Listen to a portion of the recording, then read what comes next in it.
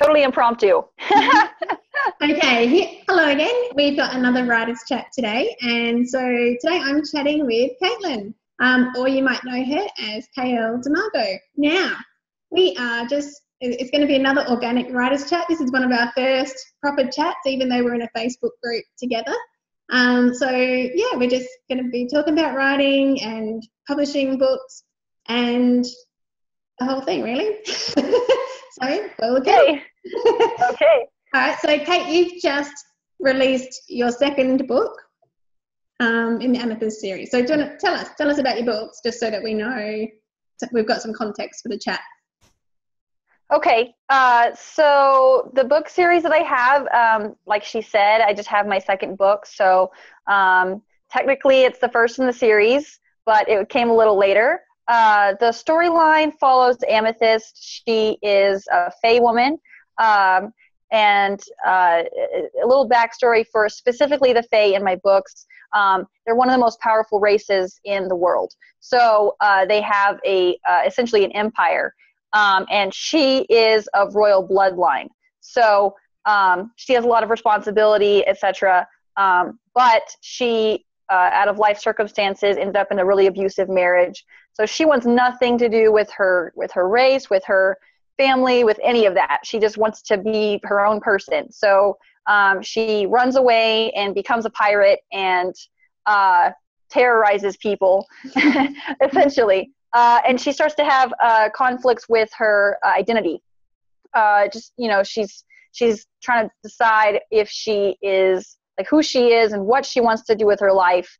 And so a lot of different conflicts come up dealing with other people, within herself, and then into the book that I first published, or the second one in the series. She meets someone that is essentially her soulmate, and she has to go through an entire journey with that, just figuring out how to be independent in her own person while still loving him and allowing him to protect her and love her and all that. And then, I don't want to spoil anything, but she has a crazy tragedy that she has to figure out how to overcome. So lots of good plot twists there. Well, I'm looking forward to reading it. It's certainly on my list. Like, I'm gradually working through everyone in the group's thoughts. And you've just ticked all the boxes. Right, yeah, yep, me too on that one, definitely. I started off reading historical romances and like Mills and Boon, and I always loved romance, but I used to love like all the pirate historical romance novels. And so when I was looking at the blurbs, it's like, ooh. That's great. That's cool too. So yeah, talking about the writing stuff. So book 2 is actually kind of like the prequel, is it, to the series? Yeah. Is that what you're saying? Okay. Yes. And so that's cool. So you've basically written that by responding to reader input, or? Yes. Yeah. When I was originally writing the book number 2, published first. I'm still kind of used to how to actually say this. But I knew what the backstory was for myself. I didn't do a really great job of actually integrating it into the story. So I wanted to write it, but I wasn't sure if I should. I had a lot of conflict. And then after I got a lot of reader response, I was like, okay, I definitely need to write this book, because it's not only going to be something beneficial for me, it's going to be something really beneficial for the reader, because they can actually have an understanding, appreciate the storyline a lot more long term. So I really wanted to write it specifically for the readers. I think I've been struggling with that too as well, like how much backstory, you need enough there to be able to set it up. And because I'm writing for our project that we're doing as our group, we're writing a anthology, and I'm doing the novella for that. I've never written anything that short. And so I just finished it today, last night actually, and I'm reading through it today, and it came in at 20,000. And it's like, okay, oh, wow. backstory. And I'm going to read it now without any of it. but it's like some of it has to go in there or the context doesn't make sense. So then it's like, okay, I'll need to put this back in and this put back in. And this novella is actually, like you're doing, it's a bit of a prequel to my book, which I'll be publishing around the time of the anthology or maybe just after. Awesome. And so it's just interesting. And I noticed, because I was reading the Sarah J. Maas, the Throne of Glass series. I don't know if you've read those. I have them on my list. I haven't actually read them yet. Yeah, well, I started reading them and then I realised she's kind of done that too. I don't know what order she wrote them in, but I think she wrote Assassins something or other. She's written basically the beginning of the story, but I don't reckon she wrote it first, or I don't think it was published first, because I read the Throne of Glass 1 to 5 and then find out, oh, hang on, there's actually the book that comes before all of it. Yeah. That's what I did not want to do with mine, because, I'll be honest. Before I actually decided to write Amethyst Rise to Piracy, I had actually already started writing the sequel, which is titled Iolite, like the gemstone, and it's about Amethyst's daughter, so it's a little bit after the end of Amethyst, and I got about probably a third of the way through whenever I started writing Rise to Piracy, and I was like, all right, I need to wait and I need to publish the backstory first if I'm going to release it as the first book in the series, so that way readers actually get it first and it makes sense, so that way when they go through the rest of it, they're like, okay, we've read the backstory. It's not like this after effect kind of thing. Although I will say that there's a side character, Darian, who is basically Amethyst's best friend, and he's got a really interesting backstory. So I've actually been deciding to work on doing his backstory as just kind of a fun side thing, but I won't do it as an official part of the series. It'll be a side short story just for fun, for readers to just have more of the world. And they can kind of read at leisure if they want to, just because it doesn't directly tie into Amethyst's storyline. I mean, it does, but it's kind of like before he actually met her. So anyway, I'm kind of excited about that because it's pretty intense. Yeah, well, that's what I've done with my novella. So a sub-character in my main book is what I've written this novella on. It's and the main character in the main book crosses over, obviously, because it's explaining how they're linked. But that's kind of interesting. So how big do you see the Amethyst series going?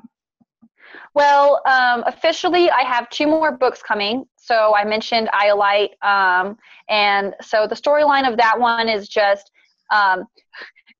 it's really hard to talk about it without giving spoilers. But essentially, her daughter was not raised by her.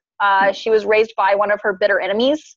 So she grew up with basically this mentality that the Fae kind are the worst people ever.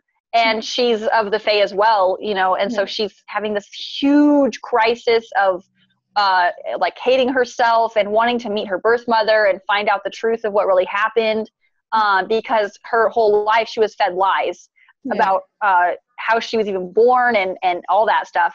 And so she ends up meeting Amethyst and then going from there to their homeland in the Fae Empire. And a lot of cool things are going to happen with that. So I'm not going to give any spoilers. But essentially it's a very dramatic, lots of conflict. And then I plan on writing one after that that's going to be titled, I think, Tourmaline, like the gemstone. It's really pretty. It's like a blue, or it's like a green and pink, and anyway, I love it. So that one is going to be about kind of Amethyst and Cadell, her soulmate that I mentioned. They're going to settle down and actually figure out what they want to do with their future, and it's kind of going to be the conclusion to the dramatic tale. I don't know. Anyway, so I'm excited about that. So are you indie published or are you traditionally published? At this time, I am traditionally published. I'm published through a small publisher in the U.S., KL Publishing. I originally made the decision just because I wanted to be I'm traditionally published, but currently I'm probably going to at least just ride this out for now I am debating becoming an indie publisher with my future works. Yeah. So we'll kind of see what the cards have in for them. So how long, this is interesting because most of the people I'm chatting with are indie published. So how long did it take you to get your first book published, like accepted? And how many? I was very fortunate. I won't lie. I did have a lot of rejection letters from agents. After I finished writing the book, originally I spent probably a month just like researching agents and everything. And then I spent another month when I did NaNoWriMo just to take a break because I was discouraged. I was like, I'm never going to get accepted. And I just get rejection letter after rejection letter. And then it took another month before I even found this publisher. But it just so happened that I was connected on LinkedIn and via like somebody else, and she was sending out, hey, we're looking for submissions, whatever, the agent that I have with KL Publishing. And I was like, okay, cool. So I submitted it, and she was like, oh my gosh, your story is awesome. And I was like, oh okay, cool. So it took 3 months before I officially got any kind of, yes, we'll look at it. It took another 6 months before like all the editing and the formatting and everything else was done. So it took a total of about 9 to 10 months from me starting to submit to actually getting published. And how long does it take you to actually write the books as well? So my first one, since it was my first one, was a huge learning curve. I started it when I was, I think 14. And originally it started as just kind of a goofy, like based off of Pirates of the Caribbean, only my own twist type deal. And then over time I was like, well, it's actually a really good story. I bet it would make a good book. And then I kind of got serious over it over time. And then I actually took a writing hiatus when I was 18 until I was like 22. So like I just had no writing, like I did not do anything with it. And then all of a sudden in January, yeah. And then it was like all the pent up lack of writing was like, it was like a shaken soda bottle. Yeah, no. Yeah. So in January of, I think 2011, or 2012, I don't remember. Anyway, but it like literally punched me in the face. I was like, oh, I need to write right now. And so, so I picked up that old manuscript, and at that time I had it probably 75% done. So over the next 4 or 5 months, I knocked out the rest of it. That one is it's like 100,000 words, give or take. But so I can't really tell you exactly with that one, because it was so roller coastery. Yeah. That's even a word. It's not a word, but anyway, but with Rise to Piracy, that one I knew exactly what I was doing because I'd had the experience already. So from start to finish, it took like 8 months. And that one, it's much shorter, but it was very like I knew exactly what I was doing, and I was like, all right, let's go. So and that 8 months included like the editing and all that stuff. So So is Kellen, are they print publishers as well, or is it mostly online? It is mostly online. They do a print version as well. It comes out later. They go through an independent publisher that's separate from Kellen Publishing. Yes. So they have to submit it to the printer and then get it approved and all that stuff. So it's kind of similar to as if I was just going through like CreateSpace or something. Yeah. As far as for the process, it's just I go through Kellen Publishing instead. So. Yeah. Oh, cool. Very cool. Yeah. And so, what else? I've just been listening. I don't know. Have you heard of? Trying to think of the name of the podcast. I've gone blank. But but I remember hearing them say, "Well, I watch the videos. I don't listen to podcasts. I need to focus on something visual." But anyway, they were talking about. Like the kinds of things that traditional publishers doing kind of nowadays for authors, like new authors. So, because a lot of people kind of have this mindset that, there's too much work to do it indie, but it's actually hell of a lot of work to do it as a traditional published author anyway. Like, I've been friends with traditionally published authors, and one of my friends published in Mills and Boon, and, you know, the publisher does only so much, but you as the author still pretty much have to go out there and get the book out there, you know, like after the publisher's work done. So what do they do? I mean, we're only talking obviously about your experience with this book, but so what have they done in regards to helping you get started with getting the book out there? Or, you know, did they do stuff? Like, was there any kind of PR or recommendations? Did they say, oh, you could try this and this, or signings? They do. So they have a specific marketing plan that they follow. Like you said, it is a lot of work. They do require all authors on board to, you know, do their fair share of marketing and getting their name out there.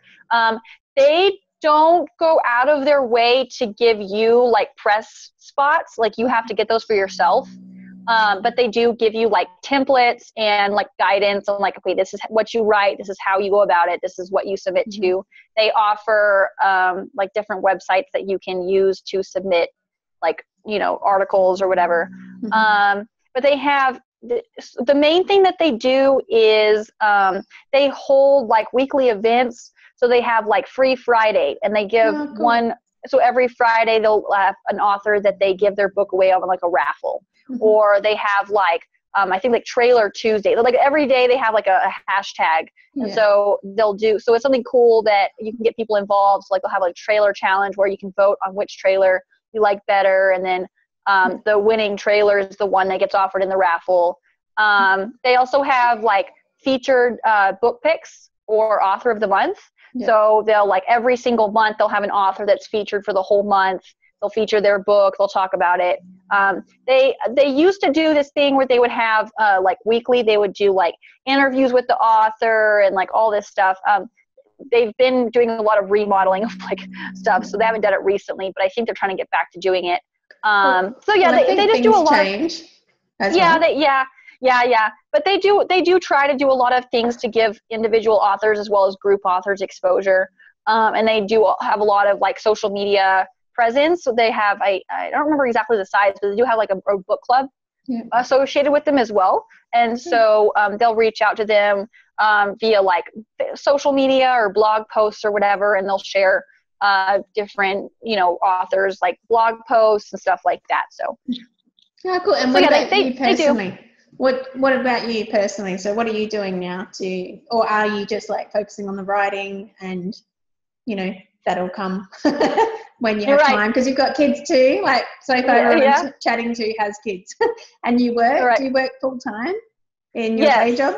So you work full time, you've got 2 young children, and you're writing. So with all your spare time. Well, actually, this is one thing that I've wanted to kind of write about separately, and that is that you have to choose how you want to spend your time. So, I mean, yes, I do work between 50 and 60 hours a week. And no, that's not easy, but that's, you know, that it's for my family. And yes, I have kids, but they're in school, you know, so if I'm working a night shift and they're in school, you know, what am I going to do the whole day? Well, I'm probably going to be writing, right? Or marketing or whatever. And so I try to pre-plan my days. I know what my schedule is going to be. And so I look at, okay, what time of the day am I going to have time to do this? And what do I need to do during that time? And I budget really well. That's not something that I've done always. I just learned how to do it over time. But as far as for specifically marketing, I do book signings. I've had 3 events, and they've been really successful. Mostly just not with people that already, like, I did get the word out and have people that already knew, but I also had a lot of success with just people walking in that I was able to grab their attention. One thing that I do that I thought was original and I realized later it wasn't, but whatever, is I dressed up like Amethyst, the main character. So I bought, so I bought, you know, the outfit and everything. And so every now and then I'll do the same thing. I'll dress up like her and I'll I'll just like go out and be like, hey, check out my book, whatever. And they're like, oh, this is cool, and then I also, I have been working a lot on building my social media presence. So just connecting with other author communities, connecting with reader communities, trying to just get the word out, even if I don't actually see the sales. If I'm growing those relationships and growing that presence, I feel like long term it'll have, benefits. So that's kind of where my focus is right now. Yeah, oh, that's really cool. Yeah, basically, and as far as the like the print media kind of thing goes with like the PR stuff, personally, I haven't found that convert anyway. Like in the months where we've had those big campaigns, hasn't necessarily increased like traffic to the site, and I'm talking for the cooking show as opposed to fiction, which I haven't published yet. But yeah, right. So with those kinds of things, I think it's a really interesting thing to reach readers is a bit different. Right. Well, and I do think it depends on, two factors. I think it depends on what you're writing. And I also think it depends on where you're getting featured. So, I mean, if I got featured on the Huffington Post or on like, any of the major TV stations, that would be one thing, because that would be like however many, thousands or millions of people watching. And so you'd have at least a percentage of those people that would probably be interested, as opposed to if you get featured on, a tiny little local thing or something that's not very well known.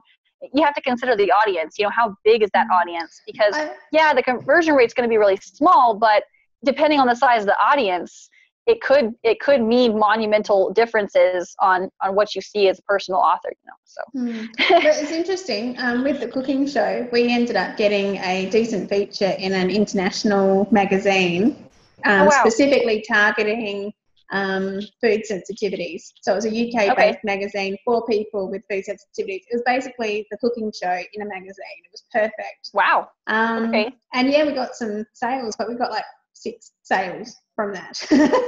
Oh wow. And that, so when you talk about like, wow, that's great, but it's not kind of what we were expecting. And we also had a national, local, as in our state, across our state, we've got a free newspaper, which basically gets delivered to every household. We also had a decent like 1-page feature in there across the state. And ironically, that month we had probably our lowest like website traffic. Oh wow! God knows what was happening there. So it was really strange, because we thought, at least just getting people seeing, because people have to see things a few times before they come back. So so I think when people worry about that stuff, it's like, maybe now is not the time to worry about it. Just give me 1 sec, guys. Not so noisy, please. Yeah. Well, and I think also, as we were talking about earlier, that being a writer, especially with fiction, I think is really a long-term thing. I think it's something that you have to be in it for the long term, because I knew this even before someone told me the statistics, just from observation. But if you look at any published or best-selling book on Amazon or whatever, most of them have been there for at least 3 to 5 years. So but my point being that it takes time and perseverance. I really think that's like, I guess, the crucial elements.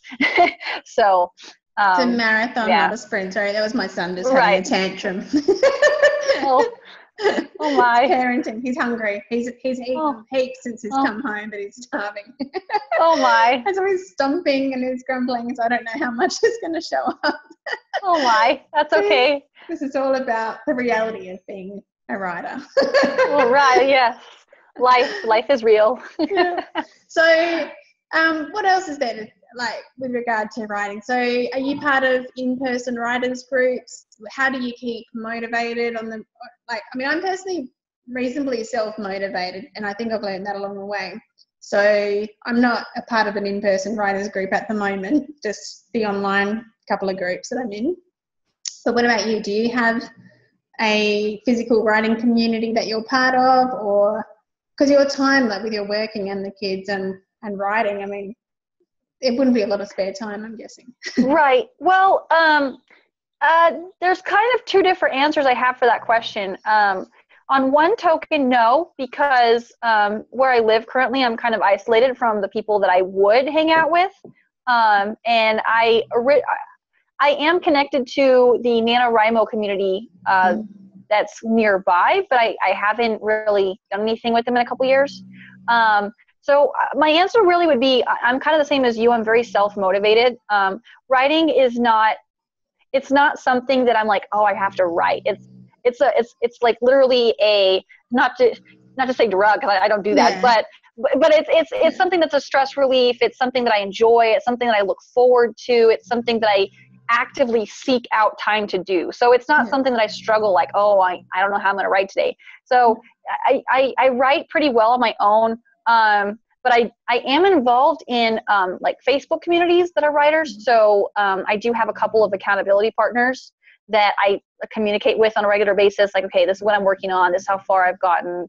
Or these are the struggles I'm having right now. What do I need to do? And they're like, quit being a pansy, get your butt in gear and start writing again, or, whatever. But so I do have a couple of accountability partners I keep in touch with via, messaging or email or whatever, but they're long distance. I don't know them in person or anything. So. Yeah. Oh, excellent. Yeah. Well, it's probably getting quite late in your side of the world right now. I'm just realizing. Yeah. So okay. we should wrap it up. But we will touch base again in a few months when you release. So when does the next book come out now? So you've just released a book.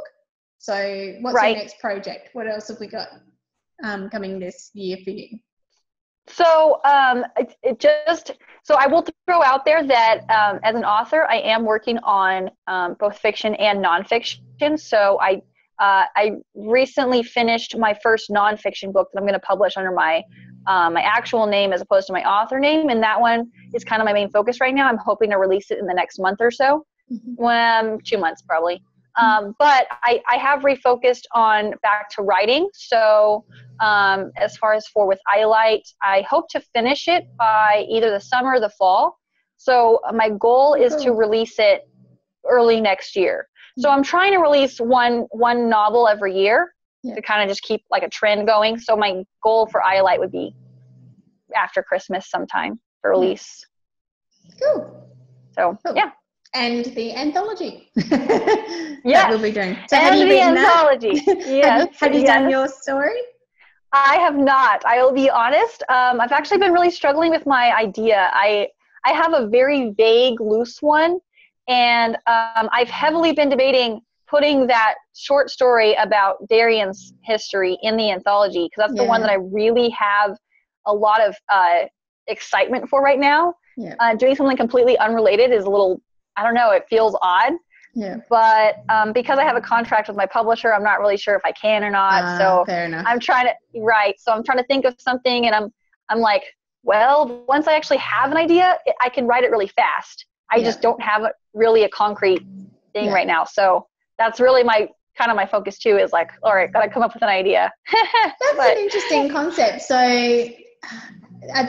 when they license the copyright, they're licensing the copyright to that's per book rather than the world, anything associated with the world, or in your contract, is it do you know what I'm saying? Like, if they license the use of the copyright to that? It's the whole series. It's the whole world. Anything per the contract, they own the copyright to publish and distribute anything related to that work. Okay. So anything in that series that's related, I have to ask her before I publish, release, anything. So it needs to be something separate in the anthology. Yeah. All right. Okay. Well, thank you for chatting and for helping me out. We were just working out. Caitlin was showing me how to do Goodreads before, because I'm learning how to use it. So thank you for that. And happy writing, and we'll chat again soon. And thank you for having me. Good night.